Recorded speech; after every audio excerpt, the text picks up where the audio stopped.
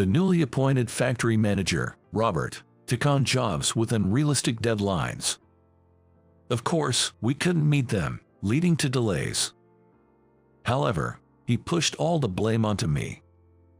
When I vented about Robert's selfishness to my wife, Linda, she said, "Wait, isn't he the one who?" It seemed like she knew something about him. I'm David, in my early 50s, married, living with my wife, Linda. We don't have kids but live happily together. I've hopped between various companies and am now employed in a manufacturing plant through mid-career recruitment. I serve as a department manager there.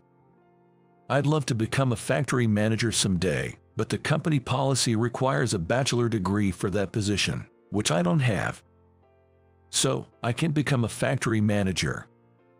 However, I do believe I'm competent at my job.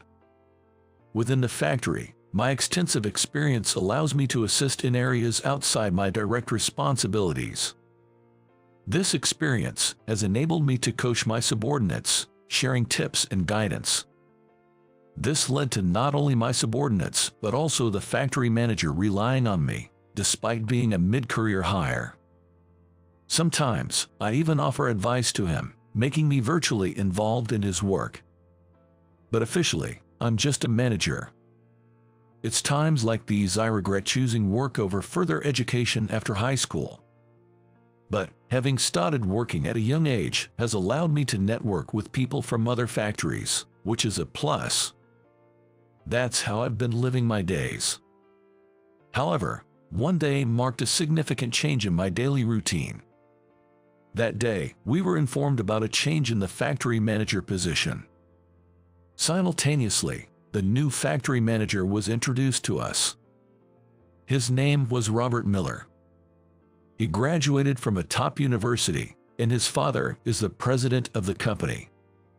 On paper, he's an elite. But he tends to overestimate his abilities. Having graduated from a top university, he looks down not only on high school graduates but also on those from regular universities. He despises the factory workers and always talks down to them. And that's not all. He belittles others based on their educational background and position.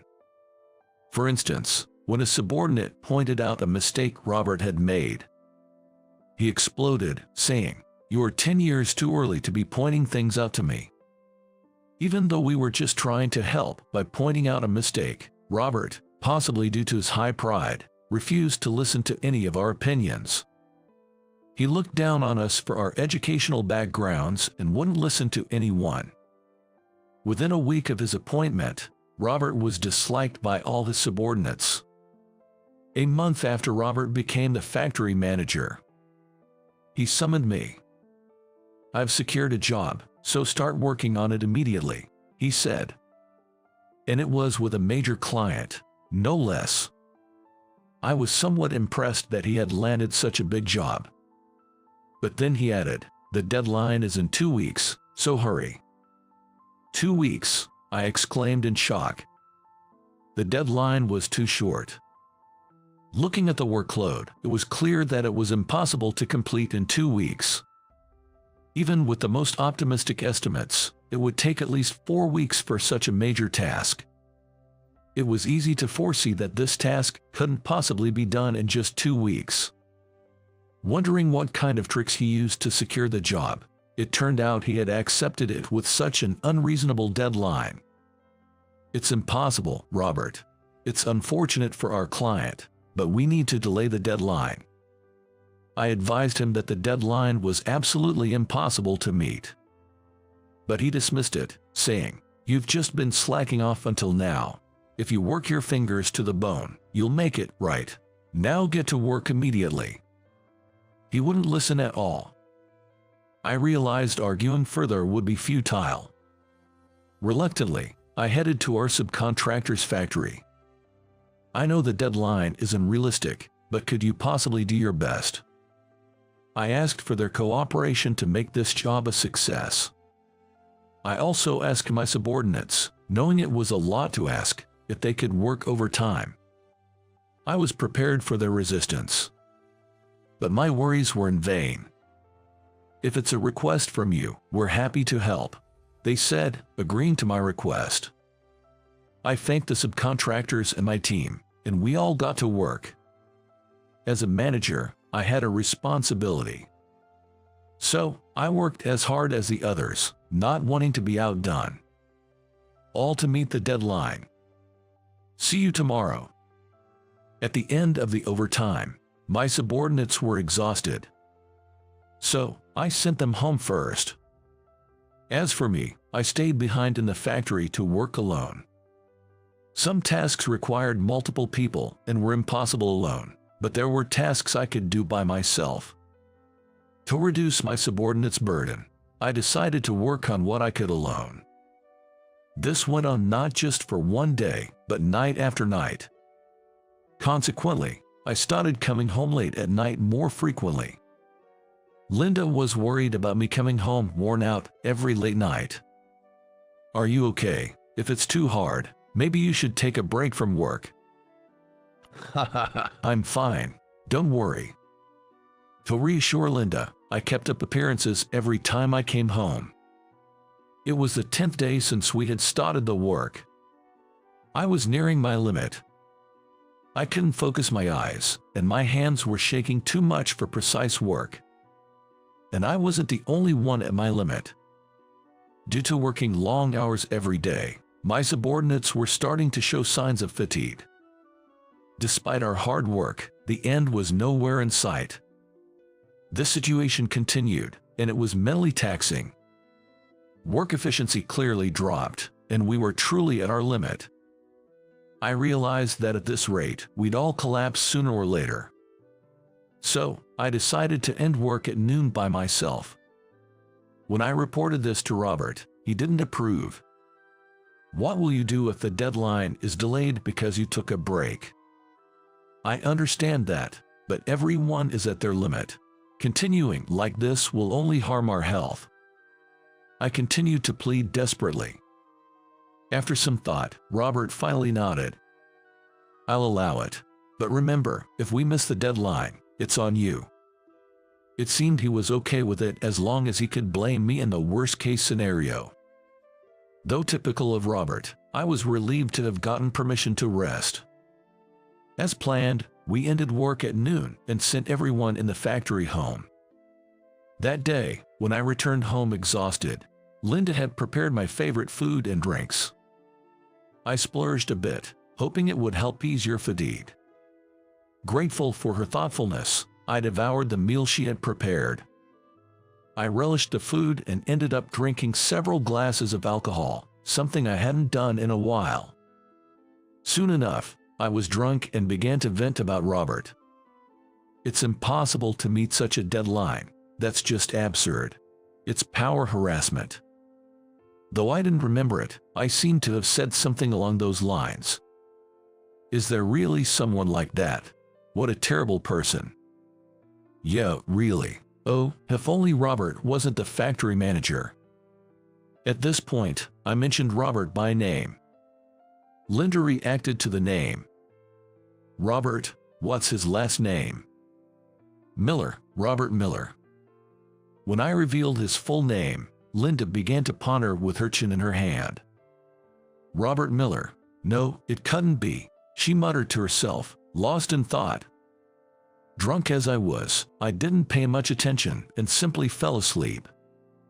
The next day, we returned to our tasks, trying to switch gears despite enjoying the previous night.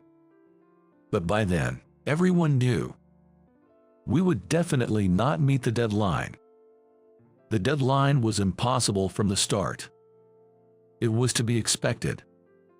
Despite our efforts, we ended up delivering past the deadline. Still, finishing in 3 weeks was quite an achievement under normal circumstances. However, because we missed the deadline, Robert summoned me. "You remember our agreement, right?" "Yes." "The delay is your responsibility. Therefore, you are fired." As promised, I was dismissed. After getting fired, I packed up my belongings at the factory. I had finished packing up and was about to head out. That's when I accidentally overheard my subordinates talking. "Did you hear? The manager got fired. But it's for the best. Jer, he's better off not being here." They were having that conversation. It seemed my subordinates were actually pleased that I had been fired. It was a shock, but upon reflection, I realized I had indeed asked them to do the unreasonable many times before. Their resentment was justified. It was my own doing. With no room for argument, I left without saying a word. The next day, I accompanied Robert to apologize to President Anderson, our client. "We apologize for the delay. The entire responsibility lies with David," Robert explained to him. "He seemed to blame everything on me. He's been fired immediately, so could you please forgive us? Come on, it's your fault, so apologize properly." No matter how I think about it, it was his fault for taking on an impossible deadline, and I can't accept that. But for the sake of the factory and my subordinates, this is nothing. I sincerely apologize for this incident." Then, he stopped me as I was apologizing. No, there's no need to apologize." With that, he turned to me and said, "Well, if you've been let go, it's perfect timing. How about coming to work for my company? I've known about your reputation for a while." Incredibly, he was offering me a job at his company. Wait, him? Robert was surprised and inadvertently expressed his true feelings. Mr. Anderson then explained why he wanted to scout me. Actually, he had worked his way up from the factory floor to his current position. That's why he has a deep understanding of how factories operate. He was aware that the conditions proposed by Robert were unrealistic. However, he was impressed by how much we had achieved in such a short period and was actually checking our progress. Furthermore, he revealed, "Actually, I was your peer back in the days on the factory floor." "Is that so?" "Yes, you helped me out when I made a mistake back then. Thank you for that." It seems I had once helped Mr. Anderson. Having worked at various factories, I can't recall exactly which one it was. I never imagined such a past experience would come in handy in this situation. What do you say? Are you interested in joining my company? Yes, I'd love to. I couldn't let this opportunity pass by. I eagerly accepted the offer from him. Though I had been fired once, I quickly secured a new job. Moreover, it's a significant step up in terms of conditions, so it's fair to say I've made a big leap forward. It's unlikely I'll ever go back to the old factory. Therefore, I decided to visit my subordinates to say goodbye. I knew they didn't like me, but they were my subordinates who had supported me all this time. I felt I at least owed them a word of thanks. When I told Linda about this, she said, "Then, I'll come with you. It's just a goodbye, you don't have to come." "Please, I want to check something." "Really? Then, let's go together." It was unusual for Linda to insist so strongly. So, I agreed to let her come with me. Upon arriving at the factory, my subordinates greeted me with smiles. Surprised but grateful, I gave each of them a small gift as I said my goodbyes. "Sorry for the hard times. Thank you for everything." Many of them were in tears. "It's sad to think you're really leaving." I was taken aback since I thought they disliked me. "I thought you all hated me for making you work so hard." "Nobody hates you, David. We're actually glad you got fired. We were worried you'd be exploited under that factory manager." It turned out I was mistaken about being disliked. They believed that I wouldn't be able to become a factory manager here and would just be exploited. That's why they thought it was good for me to leave the company and were happy about it. Knowing their true feelings almost moved me to tears. I was blessed with such great subordinates. Then, I guess it's time to say goodbye to Robert as well. After bidding farewell to my subordinates, I went to see Robert. Thank you for everything up to now. Whatever. Robert responded indifferently. It seemed he didn't like the fact that I was being scouted by a major company. Thinking it was just typical behavior, I was about to leave. But then, Linda made her move. So it was you after all, Robert. When Linda called out from behind, Robert turned to look at her. Suddenly, his face turned pale. Linda, he said, recognizing her in a tone that suggested familiarity. You seem to have taken advantage of my husband. Robert had kept being intimidated by Linda. Confused, I listened as she explained the situation. As it turns out, Linda is the daughter of a major company's president and had once been arranged to meet someone for a marriage meeting. That someone was Robert. His father is the president of a subcontractor for her father's company. That connection led to their arranged meeting. However, his arrogant attitude and derogatory comments about Linda's appearance led her to reject him. In the end, she refused him, and the marriage meeting was called off.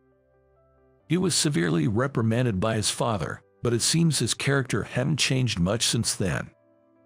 I'm terribly sorry for what happened then, and for causing such trouble to your husband.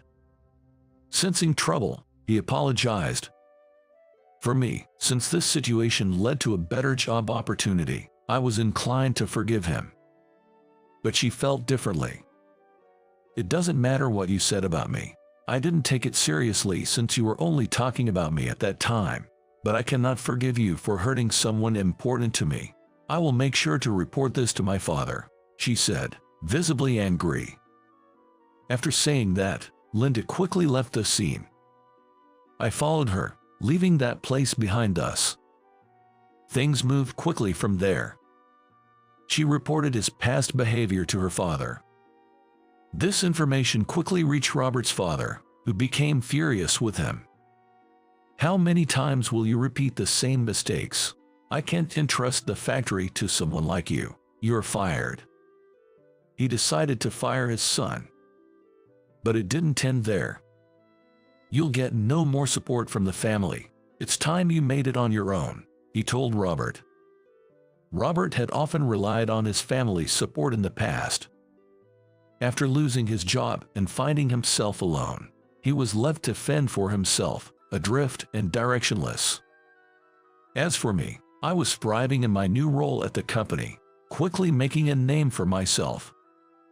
My hard work was recognized, and I was given responsibility for one of the factories. Having achieved my long-held dream of becoming a factory manager, I was performing even better than at my previous company.